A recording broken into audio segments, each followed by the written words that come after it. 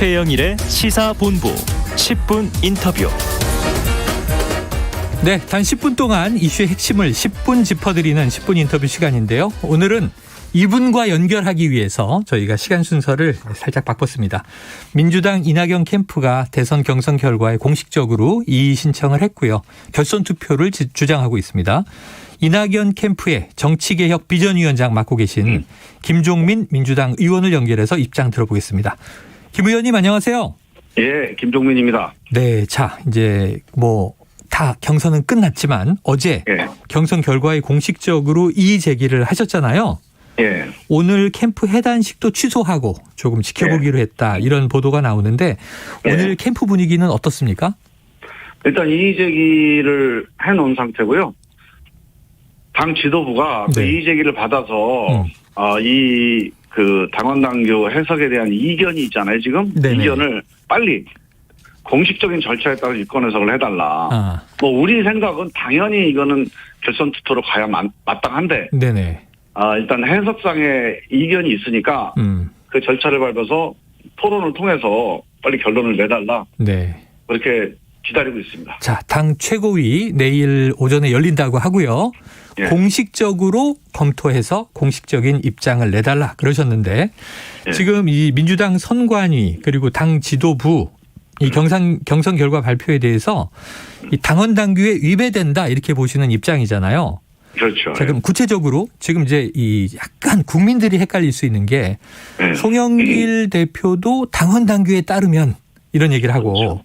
지금 이낙연 캠프도 당원 당규에 따르면 하니까 같은 건데 해석의 차이가 있지 않나 싶어요. 그러면 그렇게 보시는 이유를 좀 청취자분들이 이해하기 쉽게 설명해 주십시오. 그게 이제 우리 당원 특별 당규 59조 1항입니다. 네. 59조 1항은 이렇게 돼 있어요. 후보자 사퇴한 후보자의 에 대한 투표. 그러니까 사퇴한 후보자에 대한 투표는 무효로 한다. 이렇게 돼 있습니다. 네. 그런데 이게 만약에 우리가 선거를 한날 한시에 치르면 아무 문제도 안 돼요. 네네. 사퇴한 후보자라는 게 분명하고 그 후보자에 대한 투표는 한꺼번에 이루어지잖아요. 그렇죠. 그런데 우리가 지금 레이스를 거의 한 2달 가까이 이제 진행을 하고 있기 때문에 투표를 이 투표 기간이라는 게 여러 번에 걸쳐서 투표 행위를 하잖아요. 그렇죠. 지역 순회하셨고. 그러니까 사퇴를 9월 13일에 정세균 후보가 사퇴를 했어요. 그러면 그 이전의 투표도 있고 그 이후의 투표도 있습니다. 네네. 자, 그 이전의 투표는 사퇴하지 않은 상태에서 투표한 거잖아요. 네. 그래서 이거는 유효 투표다. 그리고 그 이후에 예를 들면 김두관 후보 같은 경우는 사퇴를 했는데 그게 반영이 안 돼서 김두관 후보에게 한 250표 정도 투표한 분들이 있어요. 네. 이거는 이제 무효표가 되는 거죠. 이미 사퇴한 후보를 찍은 거니까. 네네네. 근데 사퇴하지 않은 상태에서 정상적으로 찍은 표까지 무효로 한다는 것은 이거는 이 당원 당규의 그 조항에 어긋난다는 거예요. 거기는 사퇴한 후보자에게 한 투표가 무효라고 된 거지 사퇴한 후보자의 모든 투표가 무효라고 한 건 아니거든요. 네네. 그래서 여기에 대한 의견이 다른데 이 문제에 대해서 한 번도 심각하게 토론을 해본 적이 없습니다. 자, 이렇게 해석을 서로 달리할 수 있죠. 근데 민주주의라고 하는 것은 이렇게 의견이 다를 경우에는 토론하는 게 민주주의예요. 네네. 그냥 지도부니까 아니면 1등이니까 그냥 덮고 간다. 혹은 힘으로 밀어붙인다. 이건 민주주의가 아니죠. 그래서 저는 이 문제에 대해서 정말 이런 문제가 있구나. 이렇게 해서 달리 볼 수 있구나. 이걸 인정을 해야 됩니다. 이걸 인정하고 심층적인 토론에서 옳은 게 뭔지를 우리가 같이 어깨 걸고 모색을 해야지. 내 생각만 옳다 그러고 이렇게 밀어붙이면 너는 우리 민주당이 하나로 모아져나는데 가장 큰 장애물이 된다. 알겠습니다. 그러니까 이해가 됐네요. 주장하시는 바는 좀 명확합니다. 당원 당규 자체의 문제가 아니라 유권 해석의 문제, 해석의 차이를 지금 말씀해 주신 거고요. 그리고 여기에 대해서 지금 공개적 토론을 한 번도 거치지 않지 않았느냐. 자, 그런데 이제 당내에서 또 당 밖에서 지금 보도되고 있는 내용을 정리해 보니까 이래요.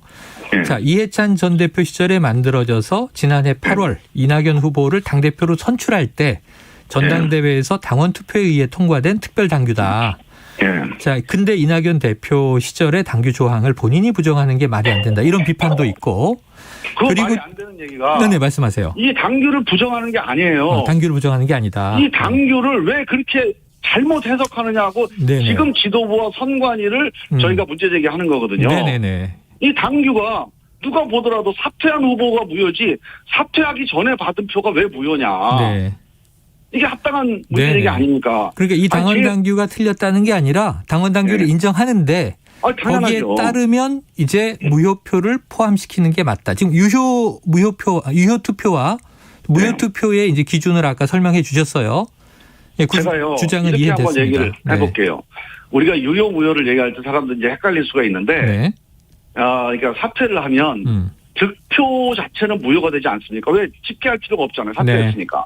그런데 투표에 참여한 그 투표자들, 유권자들, 이 유권자들의 투표 참여는 무효입니까 아닙니까? 참여한 건 유효하죠. 참여는 유효한 거예요. 네네네. 지금 우리는 이걸 따지는 거예요. 이 투표자의 참여가 유효하면 과반수의 분모로 들어가야 되는 거고, 왜냐하면 우리는 투표자의 과반수를 가지고 후보를 뽑기로 한 거거든요. 약속이. 그 투표자가 이 정세균 후보나 김두관 후보를 정상적으로 찍은 분들이 투표자냐 아니냐, 이거를 지금 우리가 판단하는 건데, 상식적으로 우리 최영일 평론가님 보세요. 이분들이 투표자입니까 아닙니까? 투표자죠. 투표자예요. 그러니까 아까 말씀하신 바는 이해가 됐어요. 그러니까 이제 후보가 사퇴하기 전에 살아서 경선에 참여하고 있을 때 제가 유권자로 투표를 했는데 그 투표 행위 자체는 유효한 것이다. 그걸 다시 무효로 돌리니까 득표, 정세균 후보가 받은 득표 또는 이 유권자들이 누구를 선택한 선택, 이거를 무효로 해서 발표 안 하는 거는 그거는 일리가 있죠. 하지만 너 투표도 안 한 사람이야. 이렇게 지금 기록을 한다는 거예요. 우리 그런데 당원당. 이제 후보자가 사퇴해서 이제 어찌 보면 경선 이 레이스에서 사라졌을 때 그가 받았던 표를 가지고 사라지는 거냐. 후보는 사라졌지만 표는 전체 투표자 수에 포함되어 있어야 되는 거냐. 지금 이 해석인 것 같아요. 이게 왜 그러냐면 우리 당만이 아니고 우리 공직선거 전체에 걸쳐서 당연히 누군가를 선택했는데 무효가 된 사람도 투표자에는 기록이 됩니다. 투표자로 인정을 해요. 얼마 전에 대법원에서 김 의원님 요런 질문이 하나 나와요. 뭐냐면 자 지금 말씀하시는 게 일리 따치더라도 지금 경선 과정에서 몇 차례 문제 제기를 하셨고요.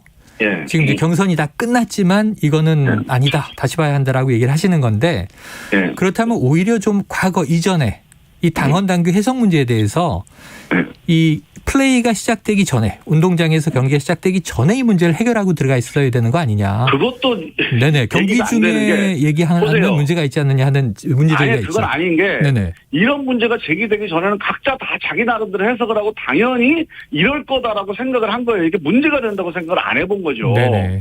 당연히 이거는 이럴 거다라고 생각을 했는데 알고 보니까 자기하고 정반대의 생각을 가진 사람이 발견된 거예요. 다른 생각을 가지고 있는 것이 서로 발견됐다. 그렇죠. 그전에는 몰랐죠. 다 게임에 오기 전에는 알 수 없었다. 그런데 이제 이 문제는 우리 당원 당규에 정해져 있습니다. 자, 당원 당규의 유권 해석이 문제가 된 경우 그런 경우 있지 않겠어요? 이런 경우죠. 지금 같은 경우. 유권 해석을 서로 달리해서 충돌이 있을 경우에는 그 절차를 정해놨어요. 그 절차를 당무위원회에서 유권 해석을 최종적으로 하게 돼 있습니다. 그게 당원 당규상의 권한이 있는 거예요. 근데 이걸 선관위에서 그냥 해석하고 끝나면 안 된다는 거죠. 그래서 우리가 선관위에 이의 제기를 해서 당무위원회에서 이거를 권한에 대한 판단을 받아보자. 이게 지금 송영길 지도부가 안 받아들이고 있는 거고 이거는 기본적으로 당원 당규에 어긋나는 겁니다. 그런데 내일 최고위가 열려서 만약에 이제 선관위의 결정과 같은 자 이건 번복이 어렵고 추후에 이 당원 당규의 변경이나 유권 해석 문제를 명확히 하는 걸 검토하더라도 이 지나간 경선 과정에 대해서 적용하기 어렵다. 결선 투표는 불가하다. 이런 결정이 나오면 어떻게 하실 겁니까? 아니 그거는 이제 가정할 필요는 없고요. 저는 만약에 송영길 대표가 정말로 원팀을 원하고 지금 되게 어려운 상황 아닙니까? 우리 민주당이. 그렇습니다. 오늘 그 얘기를 계속하고 있어요. 이 어려운 상황에서 지금 40%를 득표한 이낙연 후보와 그 지지했던 당원들 그 의원들을 그냥 뭉개고 밀어붙이고 가겠다. 이거는 선거를 지휘하는 그런 지도부의 자세가 전혀 아니죠. 저는 이게 결선 투표하자 아니면 이낙연을 해달라 이런 무리한 주장이면은 모르겠어요. 근데 그런 주장이 아니고 결론이 어떻게 나든 절차를 제대로 이행해달라는 거예요. 그냥 당대표가 이거 아니다 이렇게 해석하는 것 갖고는 승복이 안 되는 거잖아요. 네. 당원당규에 나온 대로 당무위원회에서 공식 의결을 해서 어떻게 이게 이 유권 해석을 해야 되는지 유권 해석을 하자는 겁니다. 네. 그 토론을 2시간, 3시간 하면 그 과정에서 합리적인 판단이 나오면 신뢰할 수 있지 않겠습니까? 네. 자, 그럼 이 제기를 하셨는데 내일 최고위에서 당무위원회가 네. 처리해야 되는 지금 말씀하신 검토 과정을 네. 최고위에 위임한 것으로 전제하고 내일 네. 결정이 나오는 것 같거든요. 예. 왜냐하면 아니요, 내일 그거는 모르죠. 모른다. 당무위원회가 열릴 수도 있다. 하시고, 예. 네. 당무위원회를 열자고 저희는 계속 주장하고 있는 것이고, 네네네. 이거는 이렇게 돼 있습니다. 이제 당무위원회에서 최고위원회 위임하고 최고위원회는 네. 대표한테 위임을 해놨어요 지금. 네네네. 근데 이 위임이라는 건 왜 합니까? 예. 선거 과정에서 바쁘니까. 네. 긴급하게 당무위원회를 80명을 소집하기가 어렵기 때문에 긴급하게 처리할 운영상의 결정을 위해서 권한을 위임한 것이지 네. 이렇게 당의 명운, 대통령 후보의 당락이 좌우될 수 있는 중대사를 네.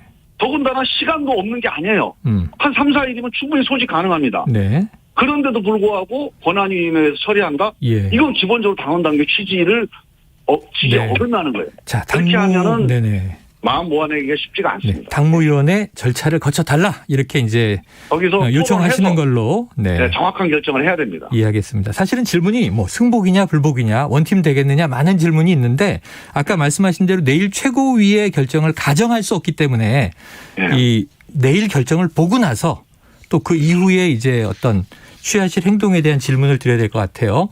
시간 네. 때문에 의원님 오늘 저 질문 여기까지 드리겠습니다. 고맙습니다. 예, 감사합니다. 예, 지금까지 이낙연 캠프의 정치개혁 비전위원장 맡고 계신 김종민 민주당 의원과 이야기 나눴습니다.